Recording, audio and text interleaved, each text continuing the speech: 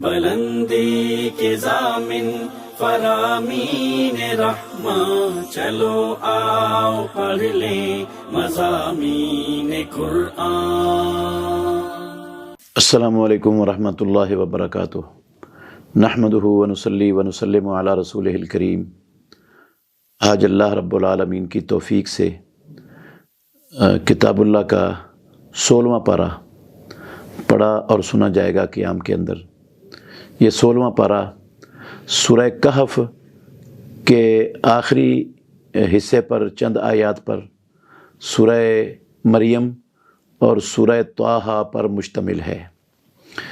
ہم تھوڑی تھوڑی بات کریں گے انشاءاللہ الرحمن سورہ مریم کے حوالے سے بھی اور سورہ طٰہٰ کی ایک بات پر بھی، مگر پہلے سورہ کہف کے آخری رکوعوں میں اللہ رب العالمین نے یاجوج ماجوج کا تذکرہ کیا ہے، اور ذوالقرنین کا ذکر بھی ان آیات کے اندر ہوا ہے۔ ذوالقرنین کون تھا، یاجوج ماجوج کون ہیں، اور یہ کب ان کا خروج ہوگا، اس کے بارے میں خلاصہ جو صحیح احادیث کے اندر رسول اللہ صلی اللہ علیہ وسلم سے ثابت شدہ باتیں ہیں، ان کا خلاصہ آپ کے سامنے رکھوں گا۔ ذوالقرنین دنیا کے جو فاتح حکمران تھے، فرما روا تھے، ان میں سے ایک تھا۔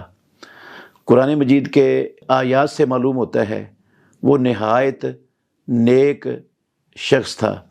اس نے جہاد فی سبیل اللہ کے ذریعے اللہ رب العالمین کی زمین پر اللہ رب العالمین کے دین کو مشرق سے لے کر مغرب تک غالب کیا ہوا تھا، اور زمین میں امن و سلامتی قائم کی ہوئی تھی، اور اپنے لوگوں کو جہاں تک ان کی حکومت تھی اپنے لوگوں کو شریروں کے شر سے محفوظ رکھنے کے لیے انہوں نے زبردست بندوبست کیا ہوا تھا۔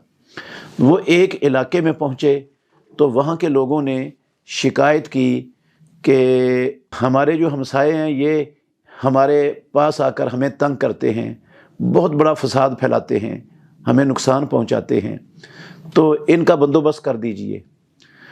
ہم آپ کو یہ دو پہاڑوں کے درمیان جو جگہ ہے، اس رستے سے یہ آتے ہیں، ہم آپ کی مدد کرتے ہیں، آپ کو سامان دیتے ہیں، آپ ان کا کوئی بندوبست کر دیں۔ ذوالقرنین انہوں نے کہا کہ اللہ رب العالمین نے جو مجھے طاقت قوت بخشی ہوئی ہے وہ اس سے بہتر ہے جس کا تم مجھے پیشکش کر رہے ہو، تو میرے پاس تم لوہے کے بڑے بڑے تختے لاؤ۔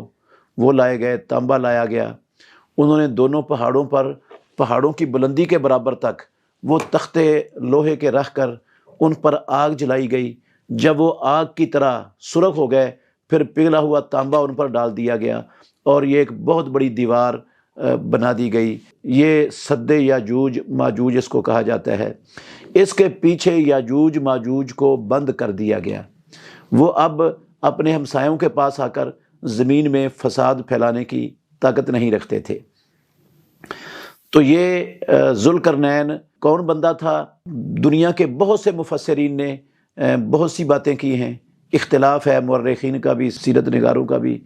کوئی ابو قریب ہمجری یمن کا ایک فرما روا تھا، حکمران تھا، اس کا نام لیتا ہے۔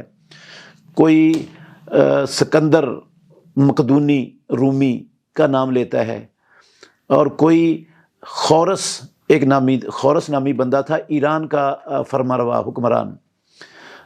خورس اس کو عبرانی میں کہتے ہیں، اور سائرس اس کو کسی اور زبان میں کہتے ہیں، اور خسرو اس کو عربی زبان میں کہا جاتا ہے، تو بعض اس کا نام لیتے ہیں۔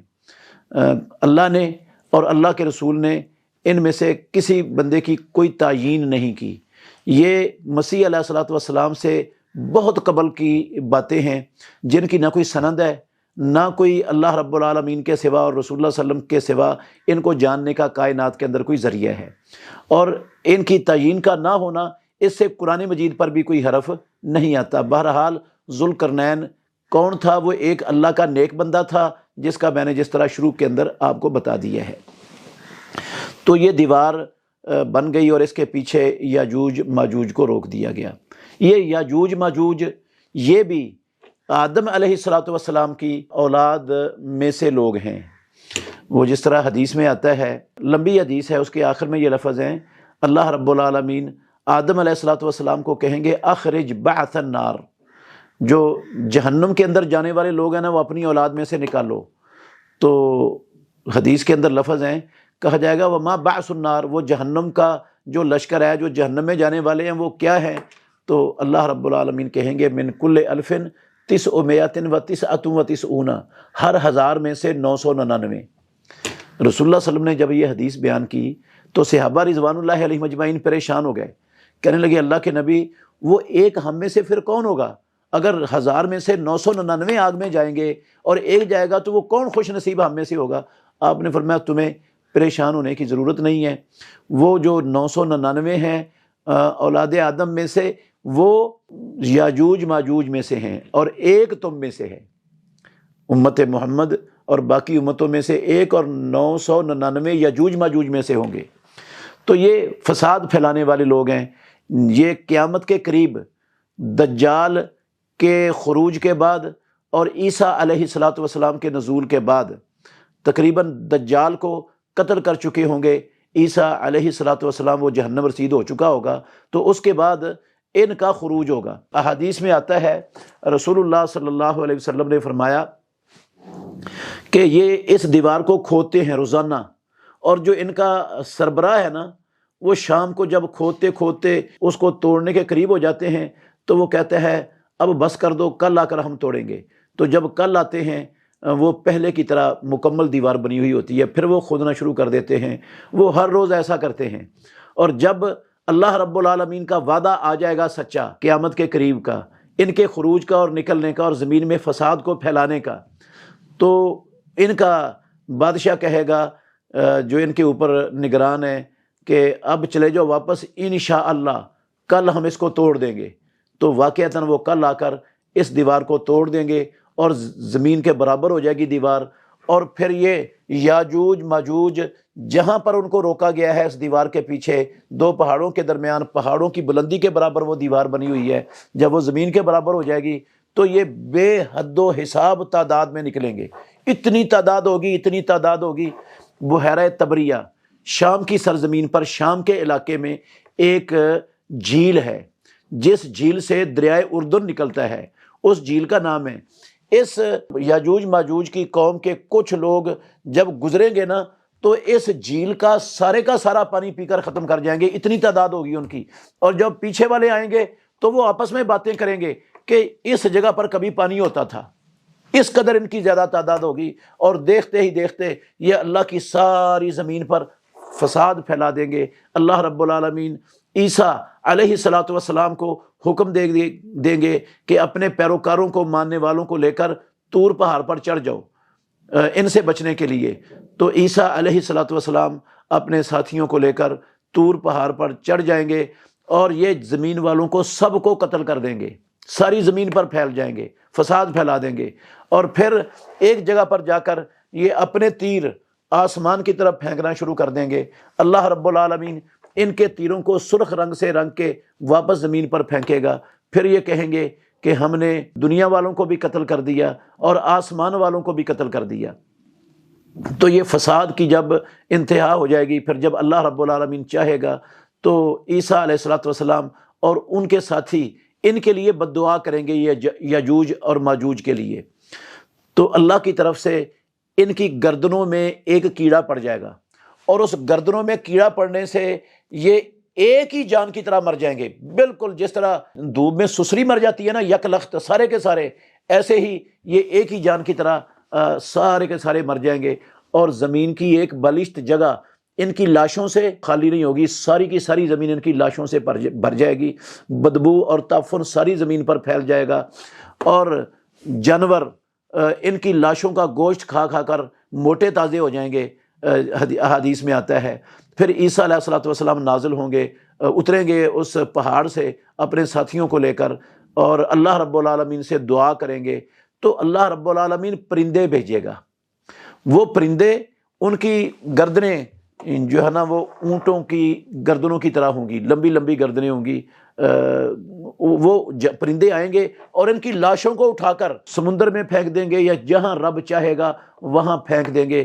تو ان کی لاشیں ختم ہو جائیں گی، پھر اللہ رب العالمین بارش برسائیں گے اور اس بارش سے بالکل زمین صاف ستھری ہو جائے گی، کوئی بدبو نہیں رہے گی، کوئی ان کی لاش نہیں ہوگی، اور اللہ رب العالمین کی طرف سے اس وقت زمین میں برکتیں نازل ہونا برکتیں آ جائیں گی۔ ایک انار کا حصہ ایک قوم کے لیے کافی ہو جائے گا۔ انار کے جو ہے نا وہ خول کے نیچے ایک پورا قبیلہ سایہ حاصل کر سکے گا، اتنی بڑی برکت ہوگی۔ دودھ جو ہے نا ایک اونٹ ایک بہت بڑے قبیلے کو کافی ہو جائے گا، ایک گائے کا دودھ ایک چھوٹے خاندان کو قبیلے کو کافی ہو جائے گا، بکری کا دودھ ایک پورے خاندان کو کفایت کر جائے گا، اور اس سے بھی زیادہ ہوگا۔ اتنی برکت اللہ رب العالمین زمین کے اندر اس کے بعد ان کے اس خاتمے کے بعد پیدا کر دیں گے۔ یہ قیامت کی نشانیوں میں سے ایک نشانی ہے۔ یہ دیوار آج بھی موجود ہے، اور یہ یاجوج ماجوج اس دیوار کے پیچھے آج بھی موجود ہیں۔ بہت سے لوگ اہل علم مفسرین ان کو غلط فہمی ہو گئی ہے، وہ کچھ لوگوں نے موجود ہیں دنیا میں ان کی کتاب میں، انہوں نے کہا کہ اس سے مراد تاتاری تھے، اور وہ دیوار برلن تھی، تو دیوار برلن ٹوٹ گئی اور وہ نکل آئے ہیں تاتاری، انہوں نے زمین میں بڑا فساد پھیلایا ہے۔ اور کچھ کہتے ہیں نہیں یہ چائنا کے لوگ ہیں، اور کچھ کہتے ہیں نہیں یہ امریکی لوگ ہیں، یورپی لوگ ہیں، یورپی اقوام ہیں، اور کوئی کچھ کہتا ہے، کوئی کچھ کہتا ہے۔ یہ ساری باتیں بغیر سند کے ہیں، بغیر دلیل کے ہیں، اٹکل پچو کے سوا ان کی کوئی حیثیت نہیں ہے۔ کوئی اس دیوار کو جو ذوالقرنین نے بنائی تھی دیوار چین کہتا ہے، کوئی دیوار برلن کہتا ہے، کوئی کچھ کہتا ہے۔ بہرحال یہ ساری باتیں اندھیرے میں پتھر پھینکنے کے مترادف ہیں، جن کی کوئی بنیاد نہیں ہے اور کوئی سند نہیں ہے بالکل سرے سے، اور ان کو جاننے کا کوئی ذریعہ بھی نہیں اللہ رب العالمین نے آسمان سے نازل کیا اور دنیا میں رکھا ہی نہیں ہے ان کو جاننے کا۔ تو یہ اللہ کے رازوں میں سے ایک راز ہے۔ وہ ہیں کون ہیں، کہاں پر ہیں؟ اولاد آدم میں سے ہیں۔ وہ اب کہاں پر ہیں؟ اللہ رب العالمین نے ان کو چھپا رکھا ہے۔ بہت سے جاہل لوگ وہ یہ باتیں بھی کرتے ہیں، یہ اعتراض کرتے ہیں کہ یورپی اقوام نے تو ساری دنیا کو چھان مارا ہے، ان کو تو کوئی ایسی قوم نہیں ملی، نہ ان کو کوئی ایسی دیوار ملی ہے جو پہاڑوں کے برابر اتنی اونچی دیوار ہو۔ تو اصل میں یہ اللہ رب العالمین جس چیز کو اپنے بندوں سے چھپانا چاہے، اللہ کے لیے کوئی مشکل نہیں ہے، رب چھپا سکتا ہے۔ وہ دیکھیں نا بنی اسرائیل کے لوگ تی کے میدان میں اللہ رب العالمین نے ان کو بھٹکا دیا، 40 سال تک ایک دائرے کے اندر ہی گھومتے رہے، نہ وہ دائرے سے نکل سکے اور نہ کسی کو پتہ چل سکا کہ وہ کہاں ہیں، اور ان کو پتہ چلانے کے بعد ان کو وہاں سے نکلنے کا راستہ دیتے اور وہ نکل جاتے۔ 40 سال تک میدان تی کے اندر وہ حیران پریشان سرگرداں گھومتے رہے، لیکن اس دائرے سے جو اللہ نے ان کے لیے طے کر دیا تھا ان کی نافرمانیوں اور حکم عدولیوں کی بنا پر اس سے نہیں نکل سکے تھے۔ وہ تو کسی نے دیکھا بھی نہیں، انہیں کسی کو پتہ بھی نہیں چل سکا، وہ خود بھی اس سے نہیں نکل سکے۔ تو یہ اللہ رب العالمین جو چاہے پروردگار کر سکتا ہے، اس کے لیے کوئی مشکل نہیں ہے۔ یہ اللہ رب العالمین کے رازوں میں سے ایک راز ہے، اور بندہ جب ایمان ہوتا ہے نا بندے کے دل میں، تو پھر یہ سارا کچھ بندے کو سمجھ آ جاتا ہے، اس پر یقین بھی آ جاتا ہے، دجال پر بھی آ جاتا ہے، دابت الارض بھی آ جاتا ہے، خروج یاجوج ماجوج پر بھی آ جاتا ہے، نزول عیسیٰ پر بھی یقین آ جاتا ہے۔ اور جب بندے کے پاس ایمان نہ ہو تو پھر اللہ رب العالمین اور اس کے رسول اللہ صلی اللہ علیہ وسلم کی ثابت شدہ متواتر احادیث پر بھی بندے کو یقین نہیں آتا۔ بندہ جو ہے نا وہ اللہ رب العالمین کے رازوں تک نہ پہنچنے کی اپنی جو کوتاہی ہے نا اس کو تسلیم کرنے کے لیے تیار نہیں ہوتا۔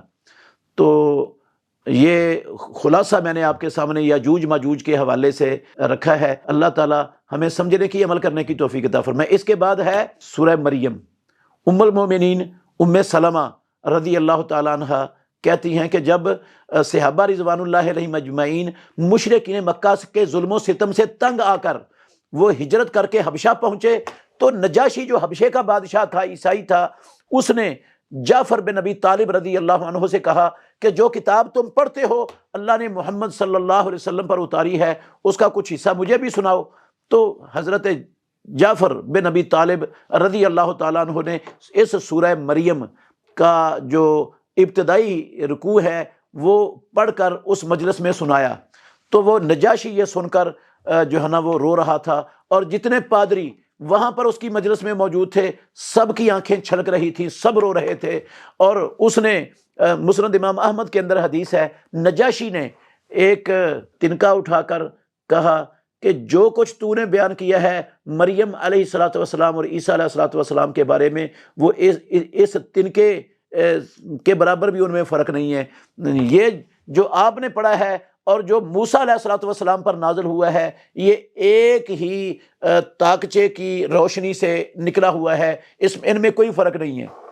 تو اس کے بعد نجاشی وہ مسلمان ہو گیا تھا، اس نے مشرکین مکہ کے ایلچیوں کو جو مسلمانوں کو لینے آئے تھے واپس لے جانے کے لیے، ان کو خالی واپس بھیج دیا تھا، لیکن اس نے اپنے اسلام کو ظاہر نہیں کیا تھا، اپنے اسلام کو چھپائے رکھا اور اسلام اور مسلمانوں کا پشتیبان بنا رہا۔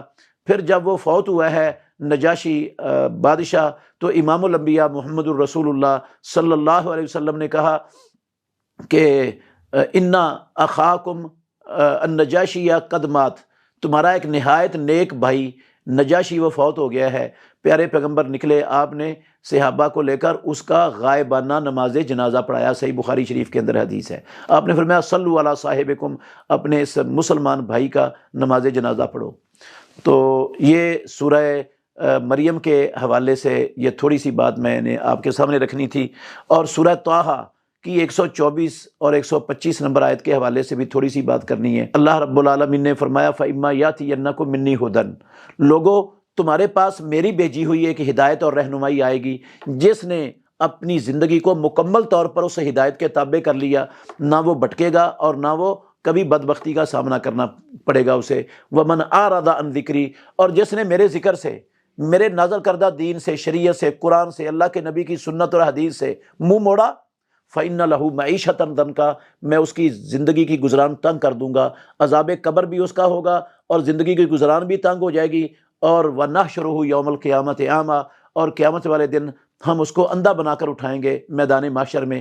وہ کہے گا رب لما حشرتنی اعمیٰ وقد کنت بصیرا، مجھے اندھا بنا کر کیوں اٹھایا، میں تو بینا تھا۔ اللہ کہیں گے کذالک اتتک آیاتنا فنسیتھا وکذالک اليوم تنسیٰ، تیرے پاس ہماری آیتیں آئی تھیں، تو نے ان آیتوں کو فراموش کر دیا، جو آنکھیں بند کر لیں جان بوجھ کر، نہ ان پر غور و فکر کیا، نہ تدبر کیا، نہ ان پر عمل کرنے کی کوشش کی، نہ ان سے رہنمائی لینے کا کبھی سوچا تو نے آنکھیں بند کر لیں، دماغ پر پردے چڑھا لیے۔ جو تو نے میری کتاب کے ساتھ سلوک کیا تھا، آج میدان معاشر میں ساری خلقت کے سامنے تیرے ساتھ وہی سلوک ہوگا۔ اور وَنَحْشُرُهُ يَوْمَ الْقِيَامَةِ أَعْمَىٰ، اور صرف اتنا ہی نہیں کہ قیامت والے دن اندھا بنا کر اٹھایا جائے گا اور خلقت کے سامنے، پوری خلقت کے سامنے رسوائی ہوگی۔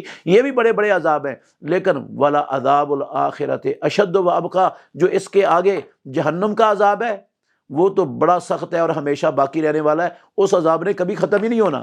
یہ ان لوگوں کے لیے ہے جو اللہ کے ذکر سے منہ موڑتے ہیں، اعراض کرتے ہیں، اللہ اور اس کے رسول کے فرامین پر عمل پیرا ہونے کے لیے تیار ہی نہیں ہے، اپنی من مانیاں کرتے ہیں، شیطان کے پیچھے چلتے ہیں، شیطان کے اعلیٰ کاروں کی جو ہے نا ثقافت، کلچر اور تہذیب اپناتے ہیں۔ اللہ اور اس کے رسول کے فرامین کو وہ 1400 سالہ پرانا فرسودہ نظام سمجھ کر معطل کیے ہوئے ہیں اپنی زندگیوں میں۔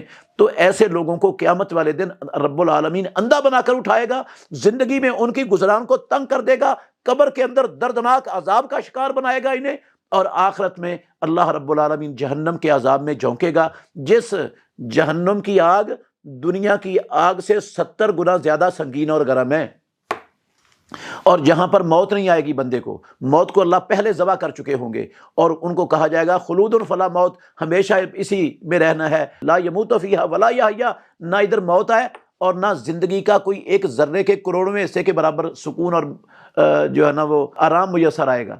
یہ ایسی زندگی ہوگی ان کی جنہوں نے اللہ کے دین سے، اللہ کی شریعت سے اعراض کیا، منہ موڑا، اللہ کے احکام کو پسے پش ڈالا، اور اپنی خواہشات اور شیطان اور کفار کی کلچروں، تہذیبوں، ثقافتوں، نظاموں، قوانین کو اپناتے رہے دین کو چھوڑ کر۔ یہ ان کا حشر ہوگا۔ تو ایسے لوگوں کو اللہ سے ڈر جانا چاہیے، اور اپنی جو ہے نا وہ یہ تھوڑی سی زندگی کو، اپنی ہمیشہ والی زندگی کو قربان کر کے اس کو سنوارنے کے چکر میں ایک عقل مند کو نہیں ہونا چاہیے۔ عقل مند وہ ہوتا ہے جو چند دنوں کے مفاد کو اپنی ہمیشہ والی زندگی پر قربان کر دیتا ہے، لیکن معاملہ ہمارے معاشرے میں الٹ ہو چکا ہے، ہم ہمیشہ والی زندگی کو چند ٹکوں کے مفادات پر قربان کرنے کے لیے تیار بیٹھے ہیں. ہمیں نہ کوئی سمجھ آتی ہے اور نہ ہم سمجھنے کے لیے تیار ہیں اور نہ جو ہے نا وہ سمجھنے کی ہم اپنے لیے ضرورت محسوس کرتے ہیں. اللہ سب مسلمانوں کو سمجھنے کی اور عمل کرنے کی توفیق عطا فرمائے. بہترین صدقہ جاریہ حاصل کرنے کے لیے اس ویڈیو کو لائک، کمنٹ اور شیئر کرنا مت بھولیں.